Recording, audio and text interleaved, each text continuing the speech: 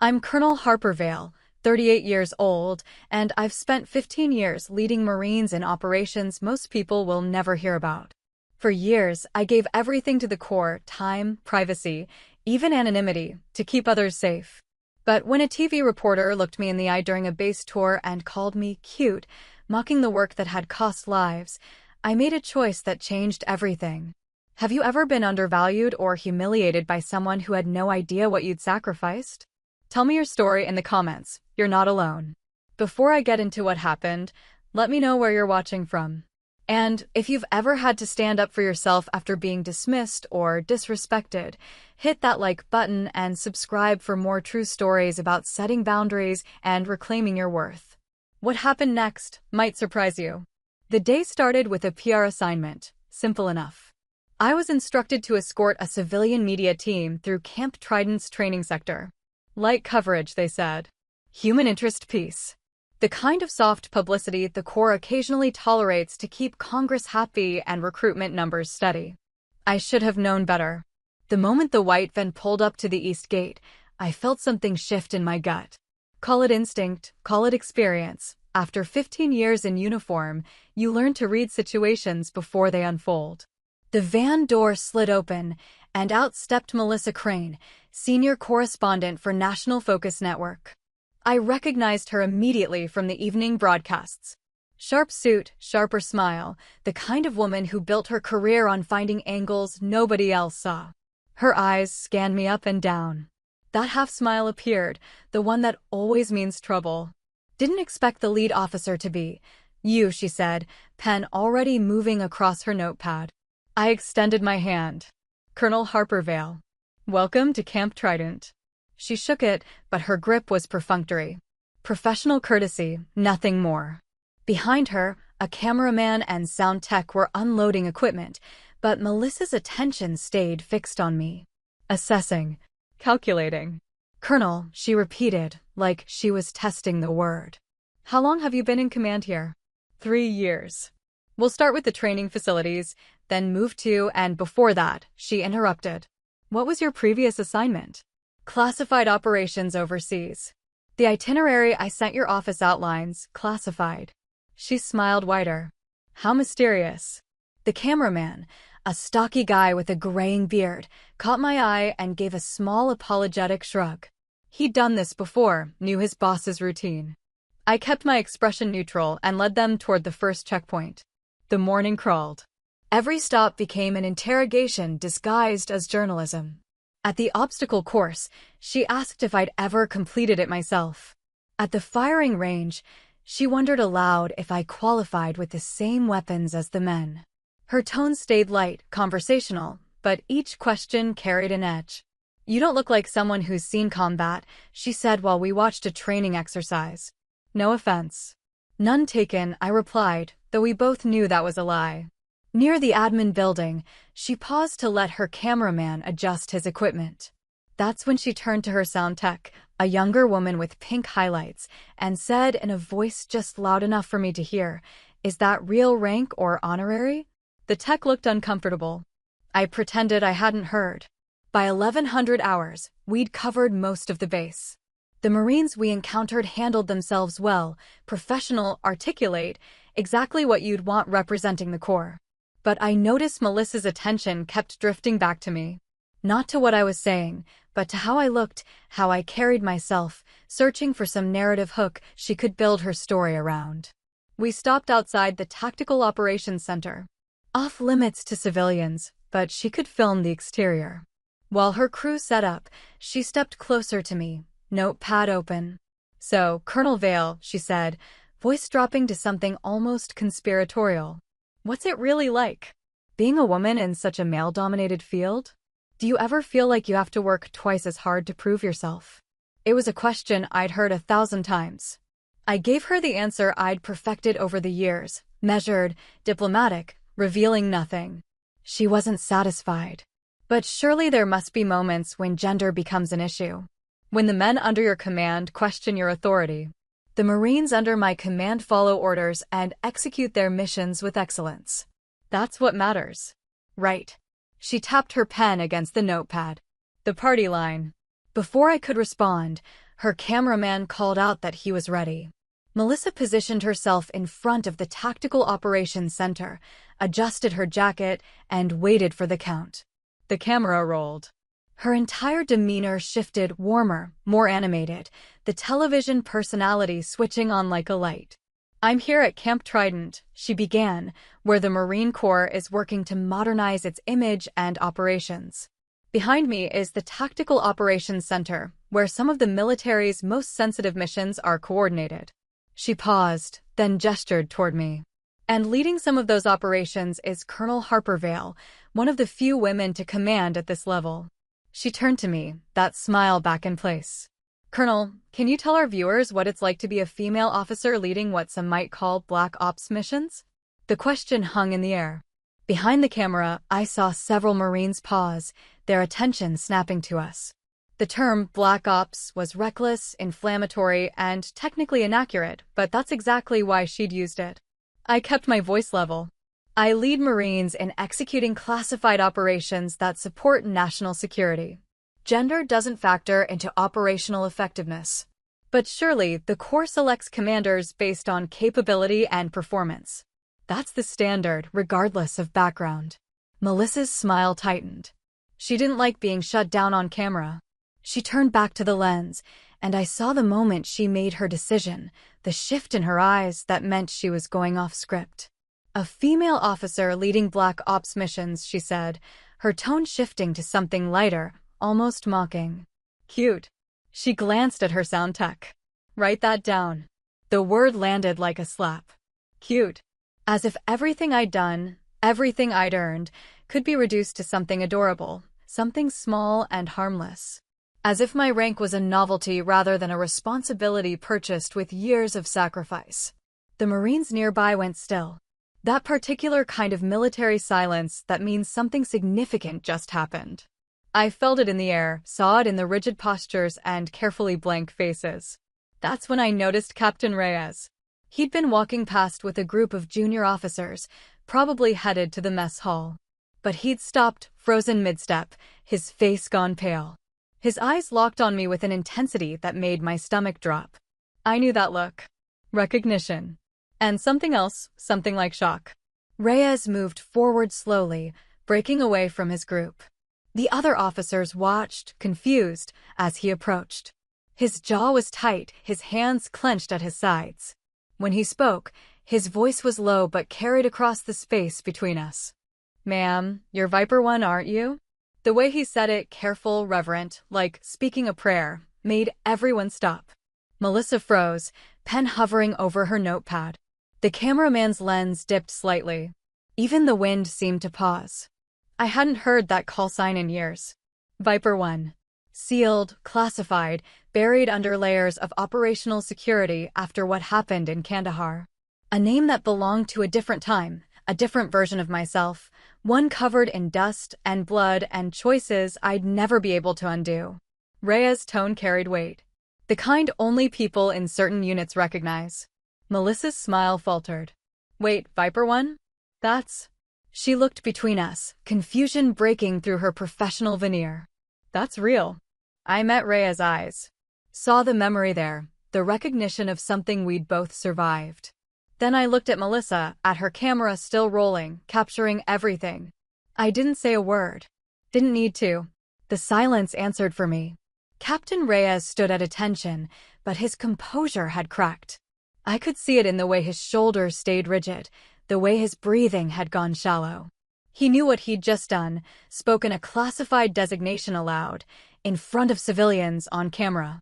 But he'd done it anyway, because some truths demand acknowledgement. "At ease, Captain," I said quietly. He didn't relax. Behind him, the junior officers exchanged glances, picking up on the tension but not understanding its source. Melissa Crane, however, had shifted into high alert. Her journalistic instincts had kicked in, recognizing that she'd stumbled onto something bigger than her planned fluff piece. "Viper 1, she repeated, this time testing the words more carefully. "That's an operational call sign?" I didn't answer. The camera was still rolling, and every second of silence was being recorded. Beside Melissa, her cameraman had straightened, his professional detachment replaced by genuine interest. Even the sound tech had stopped adjusting her equipment. Reyes spoke again, his voice steadier now. "Ma'am, I apologize. I didn't mean to, it's fine, Captain." I kept my tone neutral, command voice intact. "Dismissed." He hesitated, clearly wanting to say more, but training won out. He saluted, sharp and precise, then turned and walked away. His fellow officers followed, but I caught them glancing back, questions written across their faces. Melissa was already making notes, her pen flying across the page. "Viper 1, she murmured. "And he called you ma'am, with that level of respect." She looked up, eyes bright with the thrill of a potential story. "This is classified, isn't it? Something significant." "We're done here," I said. "The tour is over." "Colonel, wait, your crew has everything they need. Sergeant Dawson will escort you back to the gate." I nodded to the young female Marine who'd been trailing our group, taking notes on the visit. Sergeant Kim Dawson stepped forward immediately. "This way, ma'am." But Melissa wasn't ready to let go. "Colonel Vale, if you've been involved in classified operations, doesn't the public have a right to know the scope of what our military is doing?" "Transparency is, the public has a right to safety," I interrupted, my voice harder now. "Operational security ensures that. If you'll excuse me." I turned and walked away before she could press further. Behind me, I heard Sergeant Dawson firmly directing the media team toward the exit. Good.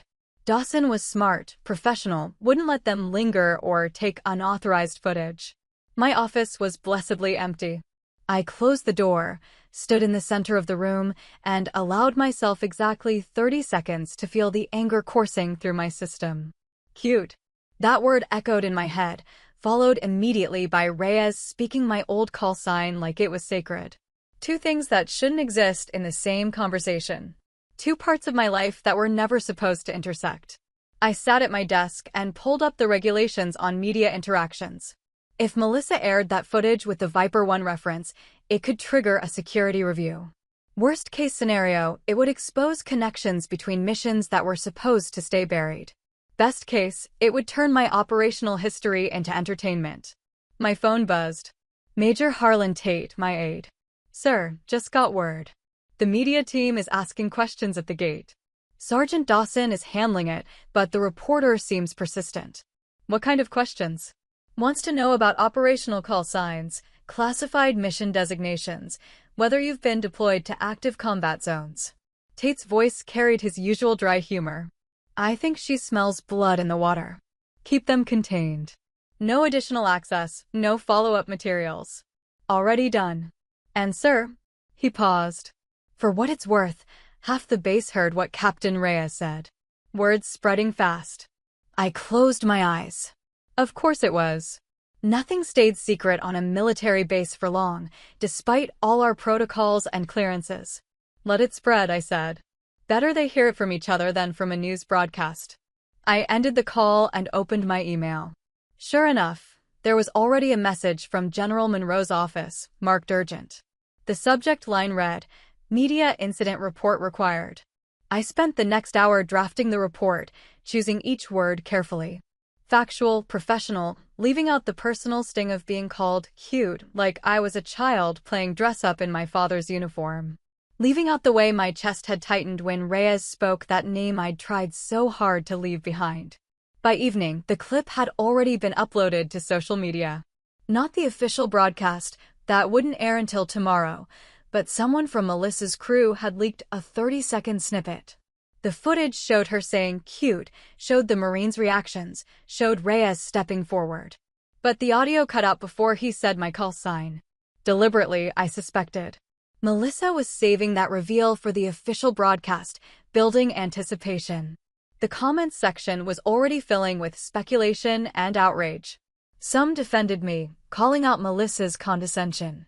Others mocked the whole situation, turned it into gender politics theater. A few veterans jumped in, cryptically referencing operational call signs, and those who know. None of them actually knew. Not really. I closed the browser and sat in the dark office, watching the sun set through the window. Camp Trident spread out before me, Orderly rows of buildings, training fields, the organized chaos of military life. This place had been my command for 3 years. I'd earned respect here, built something solid. And tomorrow, Melissa Crane was going to reduce it all to a punchline. My phone buzzed again. A text message from an unknown number. "They'll never understand, ma'am." But we do.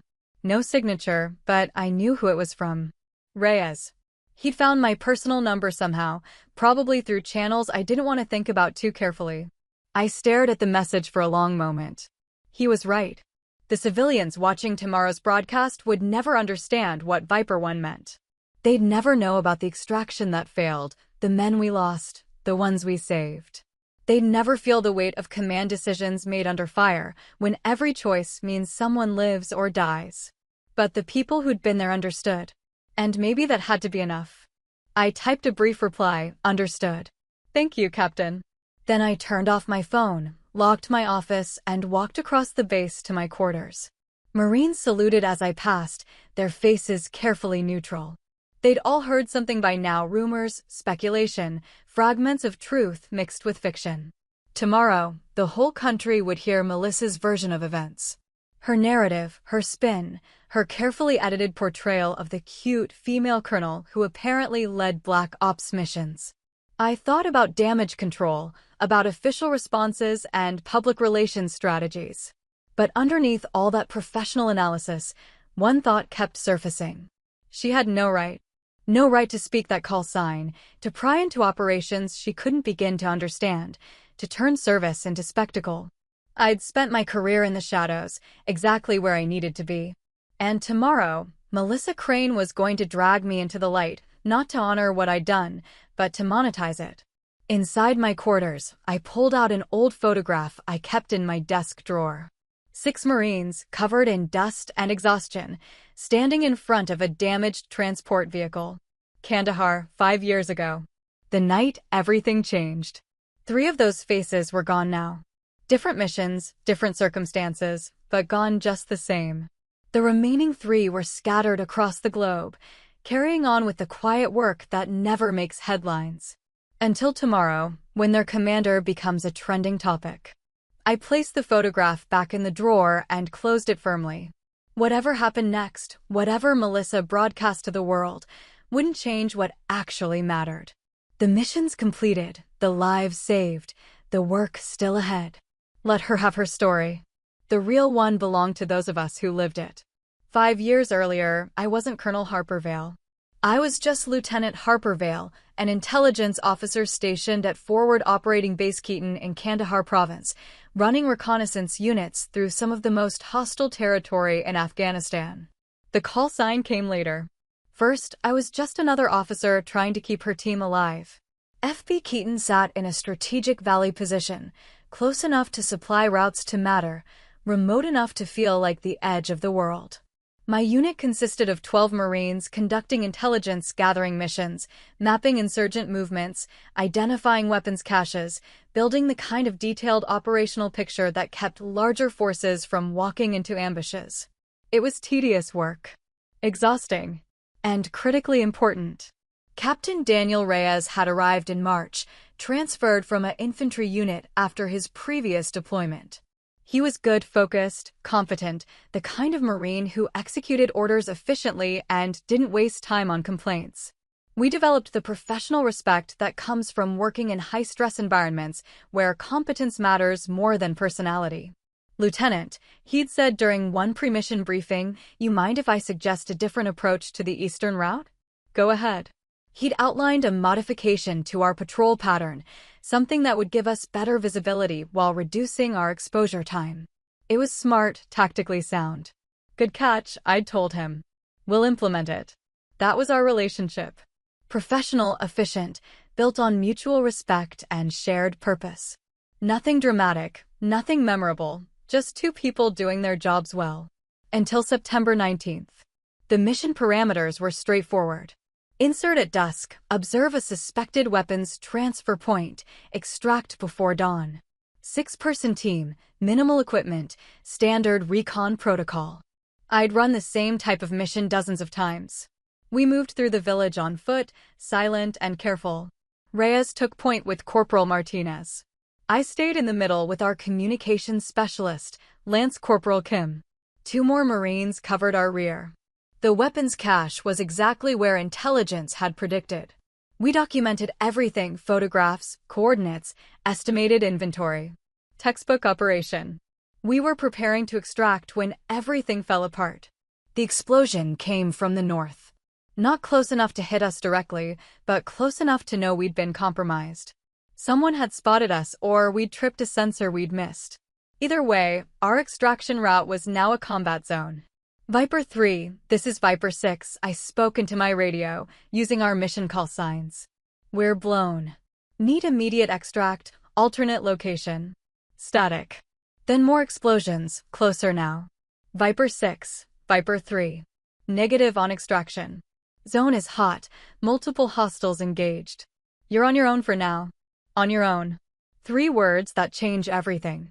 I looked at my team. 5 faces watching me, waiting for orders, trusting that I knew what to do next. Reyes met my eyes with that calm readiness I'd come to rely on. We move south, I said. Through the agriculture sector, avoid the main routes.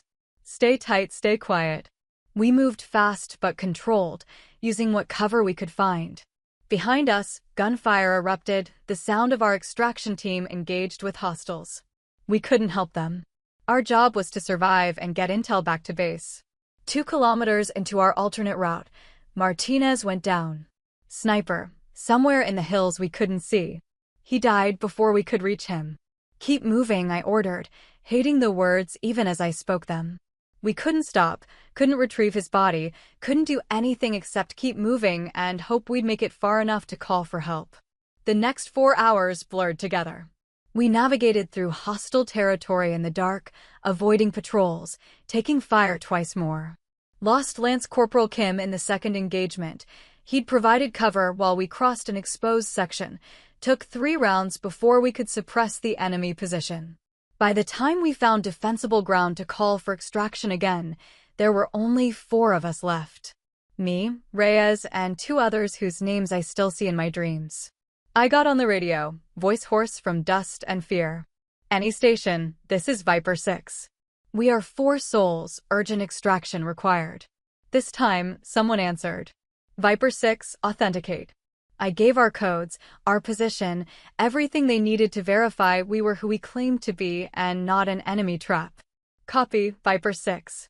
Air support inbound, 15 minutes. Call sign for this operation is Viper 1. Hold position. Viper 1. The designation for the team leader coordinating our rescue. Except there was no separate rescue team, it was just us, holding ground and praying our 15 minutes didn't become 16. Reyes set up defensive positions while I maintained radio contact. The other 2 Marines, Sergeant Brooks and Private First Class Anderson, covered our flanks. We were exhausted, low on ammunition, running on nothing but adrenaline and stubborn refusal to die in that valley. The helicopters came in hot, door guns firing to suppress any hostiles in the area. We loaded fast, Brooks, Anderson, Reyes, then me. I was the last one on board, watching our position shrink below us as we gained altitude. Martinez and Kim stayed behind. We'd recover their bodies later, but in that moment, they were just gone. 2 empty spaces where Marines used to be. Back at FB Keaton, the debrief took hours. Every detail examined, every decision questioned, every casualty analyzed. The intelligence we gathered was valuable enough that Command considered the mission successful despite our losses. But I couldn't shake the feeling that I'd failed. 2 Marines dead under my command. 2 families who'd get notifications and folded flags and the kind of grief that never really heals. Colonel Briggs, our commanding officer, found me later that night sitting outside the communications tent, staring at nothing. Lieutenant Vale, he said, sitting down beside me without asking permission. You did everything right. 2 Marines are dead, sir. 2 Marines died completing their mission. There's a difference. He was quiet for a moment. The radio operator who coordinated your extraction used the call sign Viper 1. You know why? I shook my head. Because in that moment, you became the operation. Your team, your leadership, your decisions. Viper 1 wasn't the rescue coordination, it was you, keeping your people alive long enough to be rescued. The name stuck. The teams that heard the radio traffic, the pilots who pulled you out, they started calling you that. Viper 1. The lieutenant who brought her people home. I didn't bring all of them home. No, he agreed. You didn't. But you brought home the ones you could. That's what leadership is, Lieutenant. Making the hard calls and living with the consequences. The name followed me after that. Other units heard the story, some accurate, some exaggerated, all focused on the same core facts. Marines lost, Marines saved, officer who made it happen. Viper 1 became less of a call sign and more of a designation. A reputation. I didn't want it. I'd have traded every accolade, every commendation, every recognition to have Martinez and Kim back. But I didn't get that choice. So I carried the name forward. Wore it like armor, like responsibility, like a reminder of what command actually costs. Reyes understood, because he'd been there. He'd seen me make those decisions, seen me carry the weight of them afterward. The others who survived understood too, in their own ways. We'd all left pieces of ourselves in that valley. When I rotated stateside 3 months later, the call signs stayed sealed in mission files. Classified. Buried under operational security protocols that meant Viper 1 officially never existed. I'd built a career after that. Rose through ranks, took new commands, led other missions I couldn't discuss. But I never forgot where the name came from. Never forgot Martinez calling out coordinates before the sniper round hit him. Never forgot Kim's last words over the radio, "Go, ma'am. We'll cover." That's what Melissa Crane didn't understand when she called me cute. That's what she couldn't grasp, standing in her perfect suit with her camera crew, reducing my service to entertainment. She saw a woman in uniform. I saw the ghosts of everyone I'd failed to bring home. And now, 5 years later, Captain Reyes had spoken that name aloud again. Not as gossip, not as nostalgia, but as recognition. A reminder that some of us remembered what it actually meant. I sat in my quarters at Camp Trident, thousands of miles from that valley in Kandahar, and felt the weight of it all over again. The past wasn't past. It was always there, always waiting, always ready to surface when someone said the wrong thing or asked the wrong question. Tomorrow, Melissa would broadcast her story.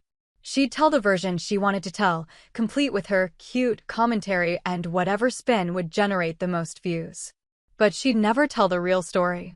That one belonged to Martinez and Kim, to Reyes and Brooks and Anderson.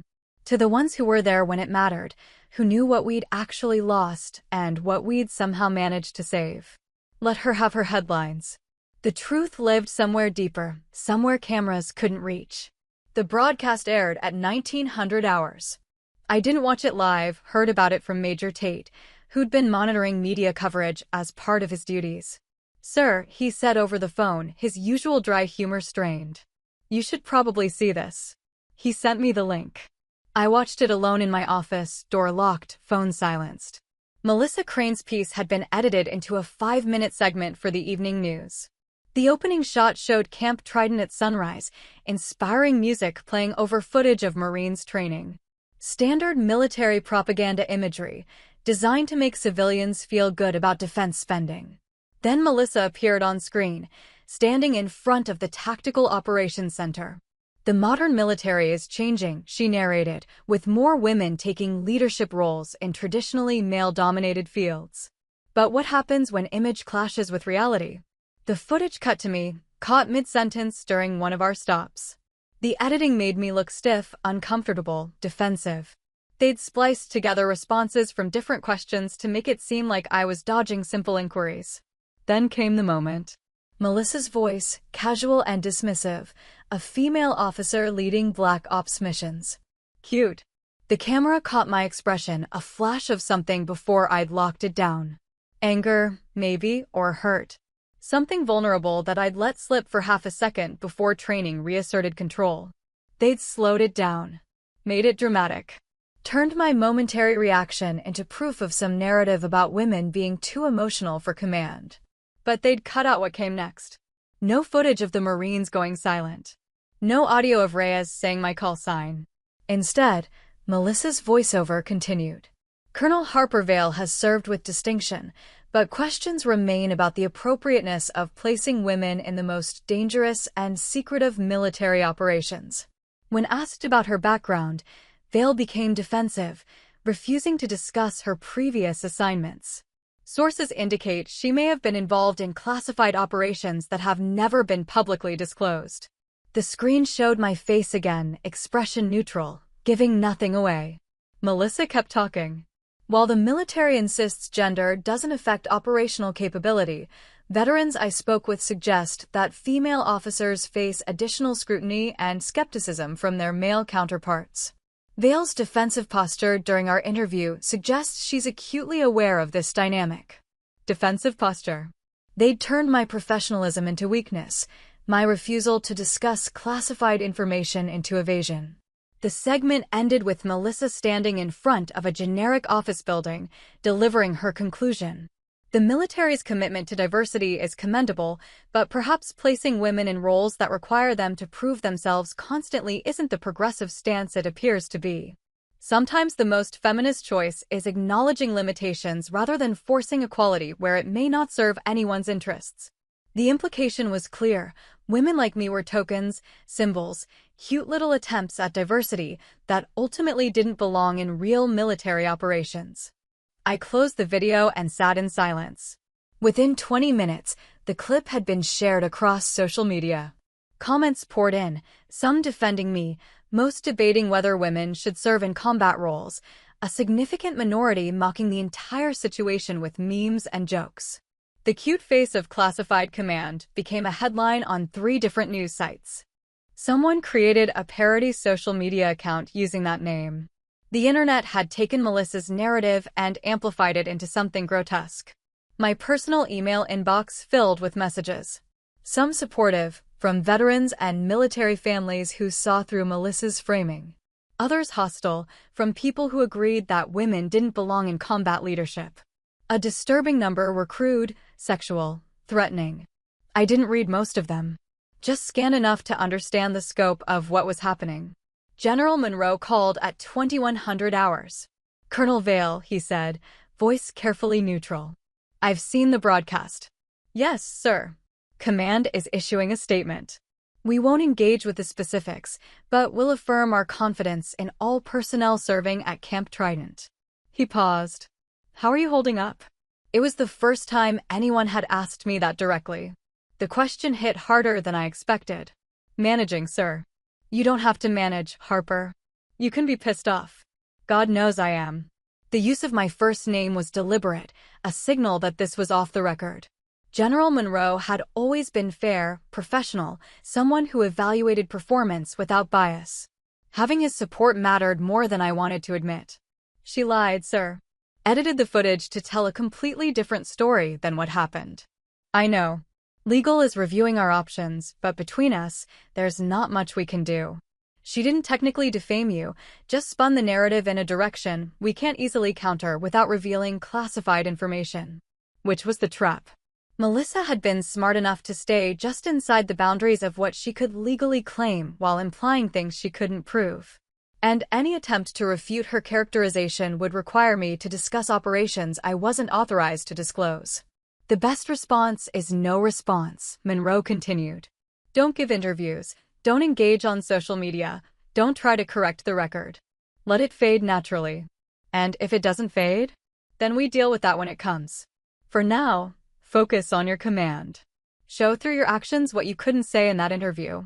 We talked logistics for a few more minutes, security concerns, potential media follow-up requests, contingency plans if the situation escalated. Professional, practical, the kind of conversation that let me focus on problems I could actually solve. After hanging up, I found myself staring at my computer screen, cursor hovering over my email inbox. One message caught my attention. Subject line just said, Viper. I opened it. Ma'am, the story she told isn't the one that matters. The ones who know what you did, what you sacrificed, we're still here. We remember. And we'll make sure others remember too, when it's safe to tell the real story. Stay strong. Reyes, I read it 3 times. Simple words, but they cracked something inside me I'd been keeping locked down since the broadcast aired. The ones who know. Martinez and Kim didn't get to know. They died before the call sign became more than just mission coordination. But Reyes knew. Brooks and Anderson knew, wherever they were serving now.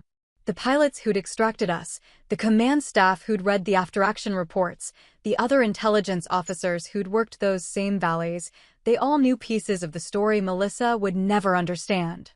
I typed a brief reply, "Thank you, Captain. That means more than you know." Then I shut down my computer and sat in the dark office, watching lights flicker across the base through my window. Marines moving between buildings, vehicles conducting routine patrols, the ordinary mechanics of military life continuing despite whatever drama was unfolding on television screens across the country. Tomorrow, I'd face my command. I'd walk through Camp Trident with my head up, my uniform pressed, my demeanor exactly as professional as it had always been. I'd show every Marine under my authority that outside noise didn't affect our mission, didn't shake our focus, didn't matter compared to the work we were here to do. But tonight, alone in my office, I let myself feel the betrayal. Not just Melissa's distortion of facts, but the deeper wound of having my service reduced to spectacle. Every mission I'd run, every decision I'd made, every sacrifice I'd accepted, all of it now filtered through her lens of cute female officer trying to prove herself. She'd taken something I'd earned through blood and exhaustion and loss and turned it into entertainment. Made it smaller, made it questionable, made it about gender politics instead of operational effectiveness. The anger felt clean, sharp, justified. I sat with it, acknowledged it, then deliberately set it aside. Because anger wouldn't change the narrative. Anger wouldn't restore my privacy or undo the broadcast. Anger was a luxury I couldn't afford if I wanted to keep doing my job effectively. So I filed it away with all the other things I couldn't afford to feel, stood up, straightened my uniform, and walked out of my office like nothing had changed. Even though everything had. 3 weeks after the broadcast, Melissa Crane requested a follow-up interview. The email came through official channels, routed to public affairs, and forwarded to my desk with a note from Major Tate. "Thought you'd want to see this before I send the standard rejection." I read it twice, analyzing every word the way I'd been trained to analyze intelligence reports. "Dear Colonel Vale," it began, professional and measured. "I understand my previous coverage may have caused some discomfort, and for that I apologize. However, I believe there's an opportunity here for a more nuanced conversation about women in military leadership. The public response to our segment has been significant, with many people expressing genuine curiosity about your background and service. A follow-up interview could help humanize the issues we touched on and provide you with a platform to share your perspective in your own words." Humanize. As if I were currently inhuman, a caricature rather than a person. "I'd like to propose a longer format piece," the email continued, "perhaps 30 minutes, where we could discuss your career trajectory, the challenges you've faced, and what you'd like young women considering military service to know. This would be an opportunity to take control of your narrative and inspire the next generation." Control of my narrative. The phrase was almost funny, given how completely she'd controlled the first narrative. "I believe we can work together to create something meaningful," she concluded. "Please consider this request carefully. The conversation is happening whether you participate or not. This way, you'd have a voice in shaping it." A threat disguised as an invitation. Participate or watch while she continued discussing me without my input. I forwarded the email to General Monroe with a single line, "Recommend declining. Please advise if you disagree." His response came within an hour, "Concur." Well handled. Major Tate drafted the official rejection, polite, brief, offering no explanation beyond Colonel Vale's operational commitments don't permit media interviews at this time. Standard military deflection that revealed nothing. But Melissa didn't accept it quietly. 2 days later, she appeared at Camp Trident's main gate, no camera crew, no official appointment. Just her and a rental car, asking to speak with me personally. The gate guard called my office. "Ma'am, we have a Melissa Crane requesting access. Says it's urgent and personal." "Denied," I said immediately. "Standard visitor protocols apply. No appointment, no access." "Yes, ma'am." I thought that would be the end of it. It wasn't. Melissa waited at the gate for 3 hours. When that didn't work, she contacted several of my subordinates through social media, trying to arrange informal meetings. When that failed, she reached out to Marines who'd appeared briefly in her original footage, offering payment for interviews about their experiences serving under my command. Sergeant Dawson reported the contact attempt during our weekly briefing. "Ma'am, this reporter offered me $2,000 to talk about what it's like having a female commanding officer. Said she just wanted the truth, that you'd been preventing people from speaking freely." I kept my expression neutral. "What did you tell her?" "Told her to redirect all inquiries through public affairs, ma'am. But she's persistent. Said she'd triple the amount if I'd go on camera." "Did anyone accept?" "Not that I know of, ma'am. Most of us are just ignoring her messages." But the pressure was building. I could feel it in the way Marines looked at me during morning formations, wondering if I'd address the situation. Could hear it in the careful neutrality of how staff officers discussed media requests. The story wasn't fading naturally like General Monroe had hoped. Melissa was keeping it alive, feeding it, pushing for more. On the 4th day after her gate appearance, she published an opinion piece in a national newspaper. The headline read, "Why won't Colonel Vale talk? The problem with military secrecy and female leadership." The article argued that my refusal to engage proved something sinister. Either I was hiding inadequacy, or the military was protecting me from scrutiny it would demand of male officers. She framed my silence as evidence of weakness, suggesting that truly confident female leaders would welcome the opportunity to discuss their experiences.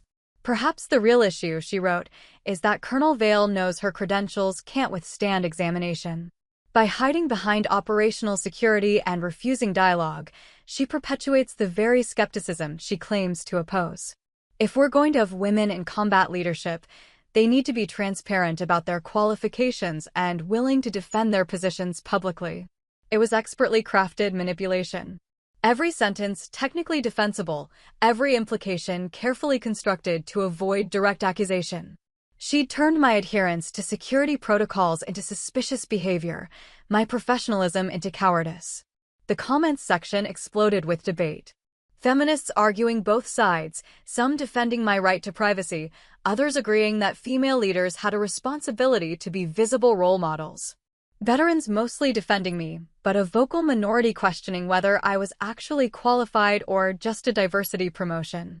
Civilians treating the whole thing like entertainment, another culture war skirmish to pick sides on. Major Tate found me in my office that evening, the newspaper article pulled up on his tablet. "Sir, this is escalating. She's not letting it go." "I see that. Public affairs is getting flooded with requests. Everyone wants a statement now. CNN, Fox, MSNBC, they're all asking for your side of the story." I leaned back in my chair, studying the ceiling tiles. "What's your assessment, Major?" He hesitated, choosing his words carefully. "Tactically, she's backed us into a corner. Respond, and we legitimize her narrative. Stay silent, and she controls the story unchallenged. Either way, she wins. There's always a third option. Which is, let her win the battle and focus on winning the war." I looked at him directly. "She wants a response, wants engagement, wants me to play her game. What if I just don't? She'll keep pushing. Let her. Eventually, there's nothing new to say. No new angle to exploit. She'll have to either repeat herself or move on to the next story." Tate frowned. "That could take months, sir. In the meantime, your reputation takes hits every time she publishes something." "My reputation with who? Civilians who've never served? Media personalities looking for content?" I shook my head.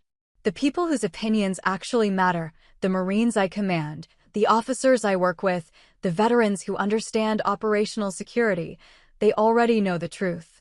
"And the next generation?" "The women considering military service who see you being attacked." That question hit harder. I'd spent years mentoring young female officers, showing them through example that they belonged here, that they could succeed without compromising their integrity. What message did my silence send? "I can't control what Melissa Crane says about me," I said slowly. "But I can control how I respond. And the lesson I want those young women to learn is that you don't have to justify yourself to everyone who questions you. Sometimes strength is refusing to engage with people who don't respect your service. Tate considered this, then nodded. I'll draft talking points for public affairs. Something brief they can use when reporters keep asking. Keep it simple. Colonel Vale is focused on her command responsibilities. We don't comment on individual officers' career histories beyond publicly available information. That's it. That's it. He left, but I stayed in my office, staring at Melissa's article on my screen. She'd called me a coward, essentially. Suggested I was hiding inadequacy behind security clearances. Part of me wanted to respond, wanted to lay out everything I'd done, every mission completed, every commendation earned. Wanted to force her to acknowledge that I'd earned my rank through the same blood and sacrifice as any male officer. But that would mean playing her game. Opening my service record to public debate. Turning my career into a referendum on whether women belonged in combat leadership. I'd spent 15 years proving I belonged. Not to journalists, not to social media commentators, not to anyone except the Marines who depended on my judgment and leadership. Their trust was earned through actions, not words. Through decisions made under pressure, not sound bites designed for television. If Melissa wanted to question my qualifications from outside the fence, let her. Inside the fence, where it actually mattered, people knew who I was and what I'd done. My email pinged. Another message from an unknown sender. Subject line, Solidarity. Colonel, I'm a female Marine captain stationed overseas. Just wanted you to know that what you're dealing with resonates with all of us. We see what she's doing, how she's trying to use you to push her agenda. Your silence is powerful. It shows we don't owe explanations to people who've never worn the uniform. Thank you for standing firm. Captain J. Morrison. I read it 3 times, then saved it in a folder I'd created specifically for messages like this. There were dozens now, from active duty personnel and veterans, men and women, all saying essentially the same thing. We see you, we support you, we know the real story. Those messages mattered more than any opinion piece Melissa could write. The next morning, I attended a promotion ceremony for one of my junior officers. Lieutenant Blake Owens was moving up to captain, and I had the honor of pinning on his new rank. During the ceremony, I noticed several Marines watching me with unusual intensity, clearly wondering if the media storm had affected my demeanor. I made my remarks brief and professional, focused entirely on Owens' achievements and what they meant for his career trajectory. No references to recent events, no acknowledgement of the noise outside our gates. After the ceremony, Owens approached me privately. Ma'am, thank you for the promotion. And I just want to say, what that reporter is doing is wrong. A lot of us have been talking, and we want you to know we have your back. I appreciate that, Captain. Now tell me about your new assignment. The subject change was deliberate. I didn't need declarations of loyalty or support. I needed Marines focused on their missions, not distracted by media drama. But Owens persisted, lowering his voice. Permission to speak freely, ma'am? Granted. You've taught me more about leadership in 2 years than any textbook or training course. The way you handle pressure, make decisions, take care of your people, that's real leadership. And watching you refuse to engage with someone trying to bait you into a fight? That's a lesson too. Sometimes the strongest move is no move at all. I met his eyes, saw genuine respect there. Thank you, Captain. That means more than you know. He saluted, sharp and sincere, then walked away to join his family for the post-ceremony reception. Standing there in my dress uniform, surrounded by Marines celebrating professional achievement, I felt something shift. Melissa could write 100 articles questioning my qualifications. Social media could debate my competence endlessly. None of it would change what actually mattered, the work we did here, the standards we maintained, the mission we served. My phone buzzed. Major Tate, with a message that made me smile despite everything. Melissa Crane just posted on social media that she's disappointed but not surprised by your continued silence. Translation: she's running out of material. Good. Let her run dry. Let the story fade because there was nothing left to say. I had more important things to do than feed a narrative designed to diminish my service. I had Marines to lead. 2 months after the initial broadcast, something unexpected happened. The story that wouldn't die suddenly began to transform. It started with a military blog post written by a retired Army colonel named Sarah Michaels. She'd served in Iraq and Afghanistan, commanded battalion-level operations, and had no direct connection to me. Her post, titled "The Silence We Choose," analyzed my refusal to engage with Melissa Crane's coverage. Colonel Vale's decision to maintain operational security and professional boundaries isn't weakness, Michaels wrote. It's the kind of disciplined leadership we should expect from senior officers. The media doesn't get to dictate when or how military personnel discuss classified operations. The fact that a reporter is frustrated by this speaks to her inexperience with actual military culture, not to any deficiency in Vale's leadership. The post went viral within veteran communities. Other retired officers began sharing their perspectives, many pointing out that male officers routinely declined media requests without facing the same scrutiny I'd received. The conversation was shifting, slowly, from questioning my qualifications to questioning the media's approach. Melissa responded with another article, but this time the tone was different. Defensive. She accused veteran communities of circling the wagons to protect one of their own, suggested that military culture was too insular to accept legitimate criticism. But she'd miscalculated. Veterans across branches, genders, and political affiliations pushed back. Not necessarily defending me personally, most didn't know me, but defending the principle that operational security mattered more than public curiosity. I watched it unfold from a distance, maintaining my silence, letting others make the arguments I couldn't make myself. Then, 3 months after the original broadcast, I received an email that changed everything. The sender was Melissa Crane. The subject line read simply, "Apology." I stared at it for a long moment before opening it. "Colonel Vale," it began, and the tone was immediately different from her previous communications. "I've spent the past few weeks doing something I should have done before our initial interview, actually researching military culture, speaking with veterans, trying to understand the context I so clearly missed. I was wrong.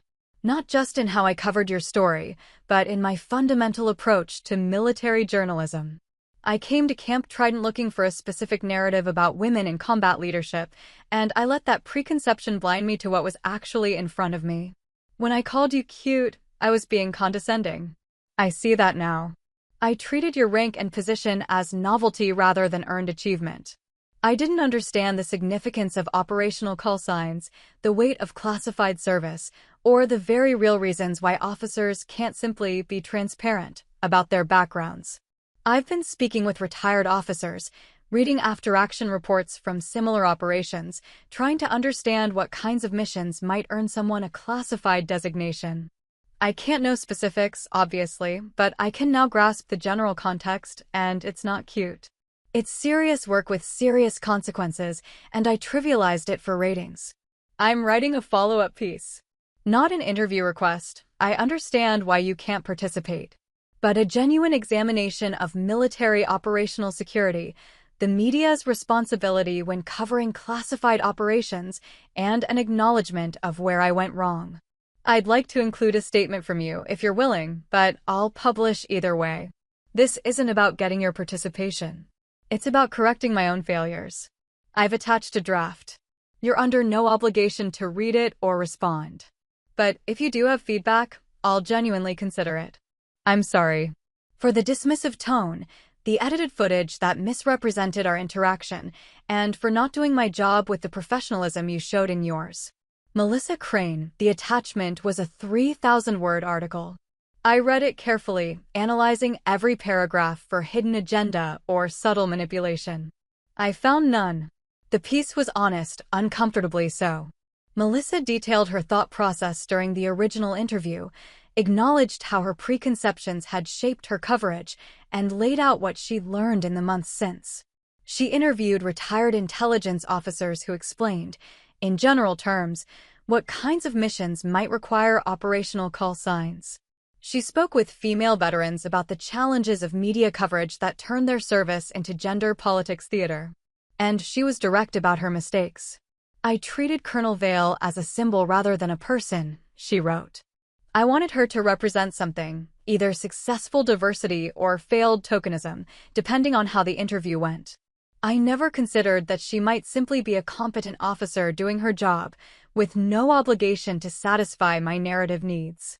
When Captain Reyes recognized her with obvious respect, I should have understood I was missing critical context. Instead, I saw it as mysterious intrigue, something to build drama around. I failed as a journalist by prioritizing story over truth. The article concluded with a section about operational security and why the public's right to know had legitimate limits when it came to ongoing military operations. "We can't have it both ways," Melissa wrote. "We can't demand that our military protect national security while simultaneously demanding that individual officers expose classified information to satisfy media curiosity." Colonel Vale's refusal to discuss her background wasn't evasion. It was exactly what we should want from officers entrusted with sensitive operations. I read the draft twice more, then sat back in my chair. It was good. Better than good, it was the kind of journalism that actually served the public by providing context and nuance instead of just controversy. But it also meant engaging with Melissa again, giving her access to my response, trusting that she'd represent it honestly this time. I called General Monroe. "Sir, I need guidance on a media situation." I explained the email, the draft article, the apparent genuine shift in Melissa's approach. Monroe was quiet for a long moment. "What's your instinct?"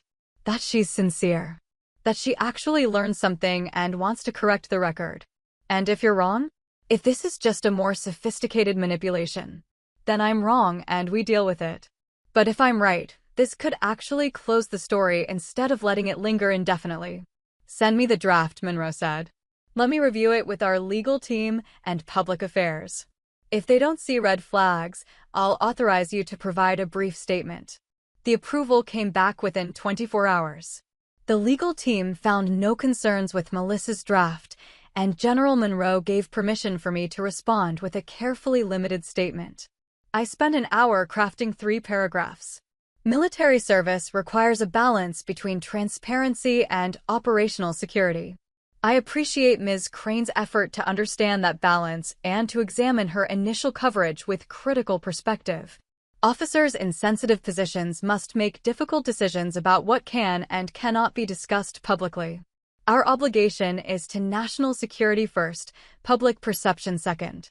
I'm grateful to serve alongside dedicated professionals across all branches, and I hope media coverage of military operations will continue to prioritize accuracy and context over sensationalism. Professional, measured, revealing nothing while acknowledging her effort. I sent it to Melissa with a brief note. "You may use this statement in your article. No further comment will be provided." Her response came within an hour. "Thank you, Colonel. I know I don't deserve your trust, but I promise to honor it this time." The article published 2 weeks later in a major magazine, much longer and more prominent than her original television segment. The headline read, "What I Got Wrong About Colonel Harper Vale and Why Military Journalism Needs to Change." It was everything her draft had promised. Honest, self-critical, informative.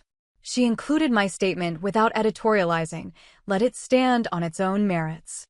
The piece generated significant discussion, but this time the conversation was productive, about media responsibility, operational security, the complexity of covering military affairs. Several journalism schools reached out to Melissa for speaking engagements about the piece.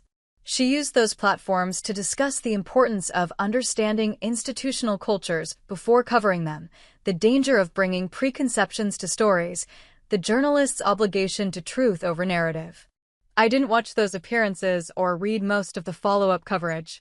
But Major Tate kept me informed of the general trajectory. "Sir, the narrative has shifted. You're no longer the story. Media's relationship with military culture is the story." Melissa's self-examination gave everyone permission to look at the bigger issues. That was exactly what I'd hoped for. 6 months after the original broadcast, I received one more email from Melissa. "Colonel Vale, I know you probably don't want to hear from me again, but I wanted you to know I've been assigned to cover the Pentagon long-term. Actually covering military affairs properly, not just parachuting in for controversy. Everything I learned from my failure with your story has changed how I approach this beat. I'll never be able to fully make up for what I did, but I'm trying to do better work going forward. That's partly because of you, because you refused to let me bait you into my narrative and forced me to confront my own shortcomings. Thank you for that lesson. I didn't deserve it, but I'm grateful for it. I didn't respond. There was nothing more to say. But I did save the email, filed next to the messages from Marines and veterans who'd supported me through the worst of it. Not because I'd forgiven Melissa, forgiveness wasn't really the point. But because it represented something important, the possibility of growth, even from people who'd failed spectacularly. She'd never understand what Viper 1 actually meant. Never know the specifics of what happened in that valley or what it cost me and my team. But she'd learned something about the weight of service, the necessity of discretion, the complexity of leadership in classified environments. That was enough. The story was finally over. Not with vindication or victory, but with something better, understanding, however incomplete. I could live with that. 8 months after the broadcast, I stood in front of a room full of officers at a multinational training event. Joint operations between U.S. forces and allied militaries, the kind of event designed to build cooperation and share tactical knowledge. I was there to present on intelligence integration during complex operations, technical stuff, the kind of briefing I'd given dozens of times. Nothing personal, nothing dramatic. Just professional expertise shared among professionals. The event coordinator introduced me using standard protocol, rank, current position, brief service background. Then he paused, glanced at his notes, and added something unexpected. And for those of you familiar with certain operations in the Kandahar region, Colonel Vale served under the operational designation Viper 1. The room went still. Different than the silence at Camp Trident when Reyes had said it. This was recognition from people who understood operational call signs, who'd maybe heard rumors through classified channels, who knew that certain designations only got assigned when something significant happened. I kept my expression neutral, gave no reaction. The coordinator moved on quickly, and I launched into my presentation about intelligence protocols and command coordination. But something had shifted. The officers in the room looked at me differently now, not with curiosity or skepticism, but with the particular respect military personnel reserve for those who've been tested under fire. After the presentation, during the break, several officers approached. A British colonel asked technical questions about integration protocols. A German major wanted to discuss risk assessment matrices. A Canadian captain had follow-up questions about communication hierarchies. All professional, all focused on the content of my briefing. But there was an undertone of recognition, acknowledgement of something unspoken. Then Captain Reyes appeared at the back of the room. I hadn't known he'd be at this event. He waited until the others had dispersed before approaching. "Ma'am," he said, standing at attention. "At ease, Captain. I didn't expect to see you here. Last-minute addition to the training cadre. I was asked to co-present on infantry tactics later this week." He paused, then said quietly, "I hope it was okay that the coordinator used your call sign." He asked me about it beforehand, said he'd heard it mentioned in operational planning documents. I told him it was accurate, but suggested he keep the context minimal. It was fine, I said, and meant it. Different audience than a civilian camera crew. "Yes, ma'am." He hesitated, clearly wanting to say more. "Speak freely, Captain. I've been following what happened. The media coverage, the controversy. I felt responsible. I was the one who said it out loud that first time. You didn't do anything wrong. You recognized a fellow service member. That reporter's reaction was her choice, not your fault. Still, I wanted to apologize for putting you in that position." I looked at him directly. "Captain, you served with distinction in a mission that cost us 2 Marines. You survived, came home, continued serving. You don't owe me an apology for recognizing that shared experience." His shoulders relaxed slightly. "Thank you, ma'am." We talked for a few more minutes about his current assignment, his career trajectory, the usual professional catch-up between officers who'd served together. Before he left, he said something that stayed with me. "Brooks reached out last month. He's teaching at Quantico now. And I found Anderson, he's working contract security overseas. We're thinking about getting together, maybe next year. All of us who were there that night. He met my eyes. We'd like you to be part of that, ma'am. When you're ready. A reunion. The survivors coming together to remember what we'd shared, who we'd lost. My throat tightened. I'd like that, Captain. When the time is right. That evening, I attended the formal dinner that accompanied these training events. Officers from a dozen nations, dress uniforms, careful diplomacy mixed with genuine camaraderie. I found myself seated next to a French colonel named Dubois who'd spent years in French special operations.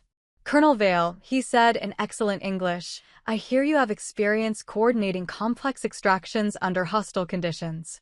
Some, I replied carefully. I would value your perspective on a training scenario we're developing. Similar parameters, team compromised, hostile territory, limited support options. Would you be willing to consult? It was an honest professional request, the kind of collaboration these events were designed to foster. We spent the next hour discussing theoretical scenarios, tactical options, command decision frameworks.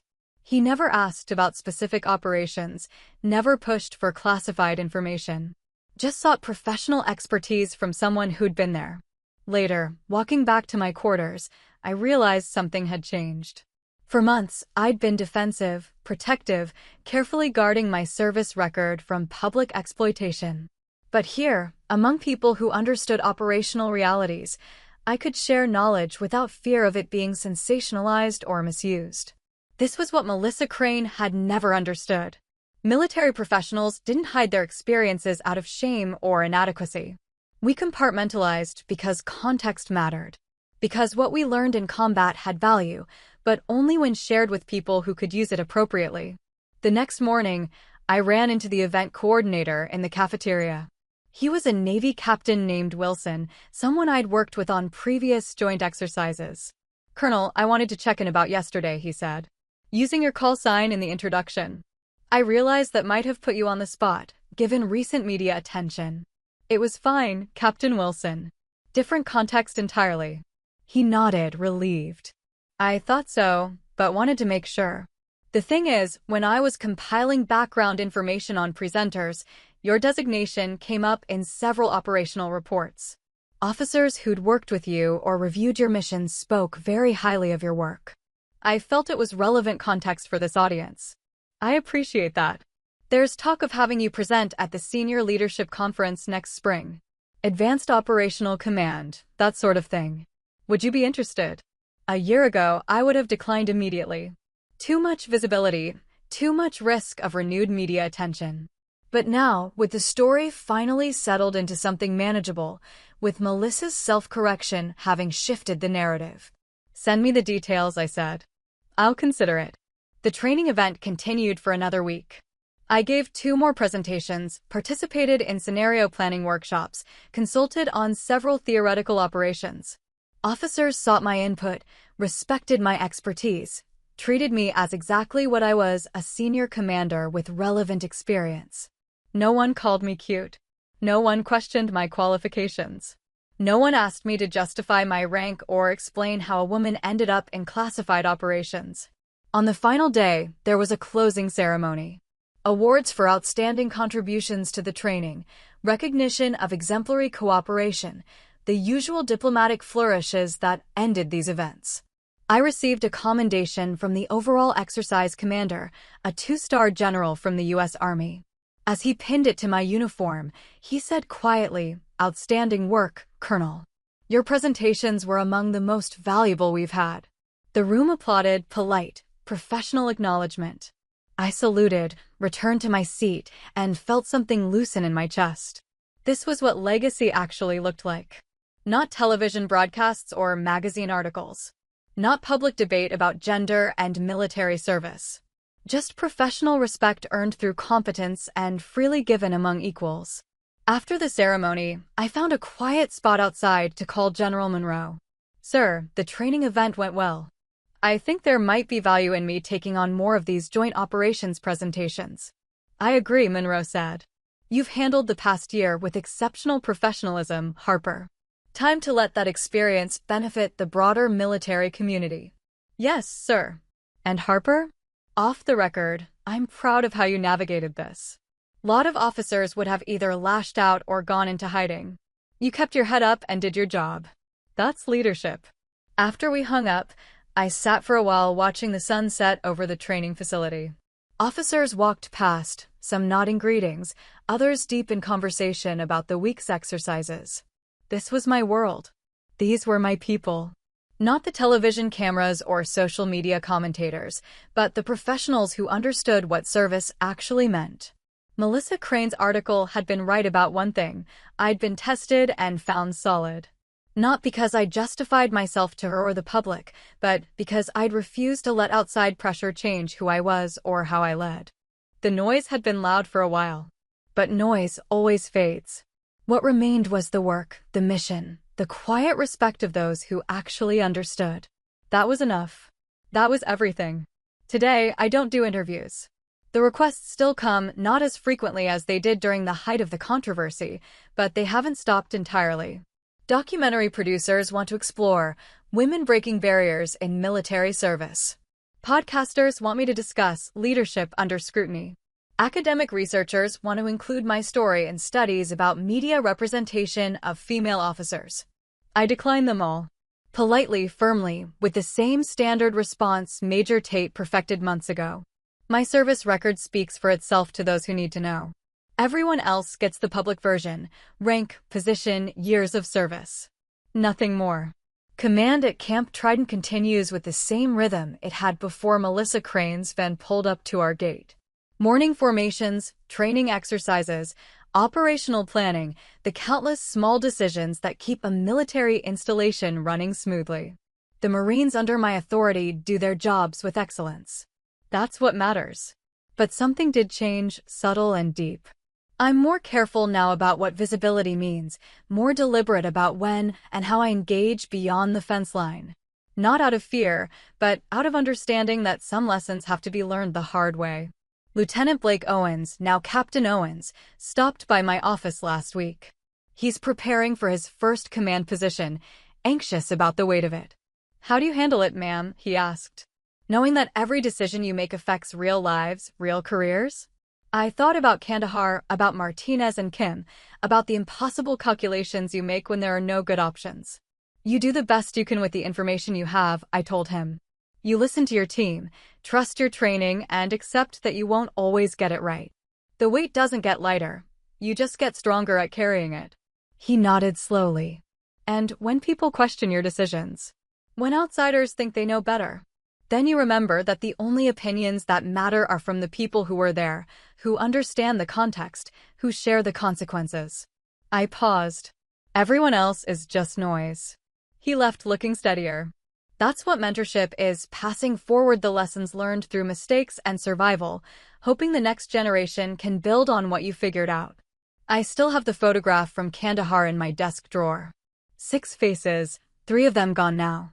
I don't look at it often anymore. Don't need to. Those faces are permanent fixtures in my memory, appearing whenever I make a difficult decision or question whether the cost was worth it. Sometimes Captain Reyes sends brief messages. Updates on his career, questions about tactical problems he's working through, occasional mentions of Brooks or Anderson and what they're doing. We're planning that reunion he mentioned, sometime next year, when schedules align. A quiet gathering, no cameras, just the people who were there remembering what we survived and who we lost. That's where the truth lives. Not in television segments or magazine articles, but in the spaces between people who shared something words can't quite capture. Last month, I received a package from Melissa Crane. No note, just a book, her newly published work on military journalism and media ethics. My copy had a simple inscription on the title page: "Thank you for the education." MC, I read it over a weekend. It was good work, honest and thorough, using her experience with me as a case study in how journalists can fail when they prioritize narrative over truth.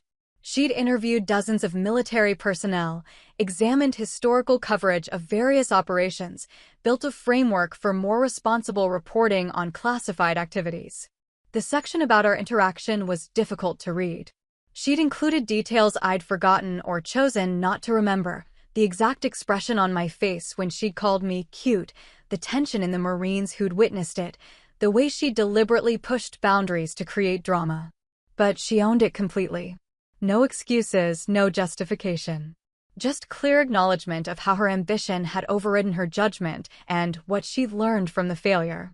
I sent her a brief email. Read your book. Important work. Thank you for doing it right this time. She responded within hours. That means more than you know. I hope I've earned back at least some credibility with the community I failed. I didn't reply to that. Credibility isn't something you earn back with one good book. It's rebuilt slowly through consistent better choices over time. But she was making those choices now, and that counted for something. General Monroe retired last spring. At his ceremony, he pulled me aside. Harper, you've got a real shot at making general officer ranks. The right people have noticed your work, not the media circus, the actual work. Don't let what happened make you cautious. The Corps needs leaders who can weather storms without losing their bearing. Yes, sir. Thank you. And if you do make it, remember, the higher you go, the louder the noise gets. But also remember what you already proved. You don't have to listen to it. His words stayed with me. Not as pressure or expectation, but as recognition. I'd been tested in a way most officers never face, not by enemy fire or tactical complexity, but by the peculiar cruelty of public judgment. And I'd held steady. Every now and then, I catch someone whisper it. Usually at conferences or training events, when people are checking name tags and making connections. Viper 1. Not as gossip or rumor, but as respect. Recognition of something earned that doesn't need explanation. Those moments used to make me uncomfortable. Now they just are. Part of who I am, part of what I carry, neither something to hide nor something to advertise. Just truth, acknowledged when relevant and left alone when it's not. Yesterday, a young female lieutenant sought me out after a briefing. She looked nervous, kept adjusting her uniform. Ma'am, can I ask you something? Go ahead. How do you deal with people who don't take you seriously because you're a woman? I'd heard variations of this question 100 times. Usually, I gave a diplomatic answer about proving yourself through performance. But something about her expression, equal parts determination and doubt, made me pause. You know what I learned? I said, some people will never take you seriously, regardless of what you do or prove. You can't control that. What you can control is whether you take yourself seriously. Whether you hold yourself to the same standard you'd hold any officer. Whether you make decisions based on what's right rather than what will make people respect you. She nodded, absorbing this. The people whose respect actually matters, the ones who've served, who understand the work, they'll recognize competence when they see it. Everyone else? I shrugged. Their opinions don't affect your ability to do your job. Even when they're loud about it? Especially then. Noise is just noise, Lieutenant. Focus on the signal. She thanked me and left, walking a little straighter. Maybe she'd remember that conversation someday when she faced her own moment of public scrutiny. Maybe it would help. That's what legacy is, I've come to understand. Not the dramatic moments that make headlines, but the quiet accumulation of choices and lessons passed forward. The way you handle pressure shapes how others will handle it when their turn comes. I still think about that day sometimes. The morning that started with a simple PR assignment and ended with my call signs spoken aloud on camera, with cute echoing in my ears, with everything I'd kept carefully compartmentalized suddenly exposed to judgment. If I could go back, would I change anything? Handle it differently? No. Because responding would have legitimized the premise that I owed explanations, that my service was up for public debate, that external validation mattered more than professional competence. Staying silent was the hard choice, but it was the right one. The story found its resolution not through my defense, but through time and truth. Through Melissa's eventual understanding, through the veteran community support, through the steady continuation of work that spoke louder than any words I could have offered. People think power is loud. They imagine authority as something projected, demonstrated, proven in dramatic gestures. But I've learned the strongest form of power is quiet. It's the officer who doesn't need to justify their rank because their competence is self-evident. It's the leader who can absorb criticism without reacting, who can face skepticism without becoming defensive. It's the professional who knows their worth isn't determined by public opinion. Unshaken, unbothered, undeniable. Last week, I walked through Camp Trident during evening formation. The sun was setting, casting long shadows across the parade ground.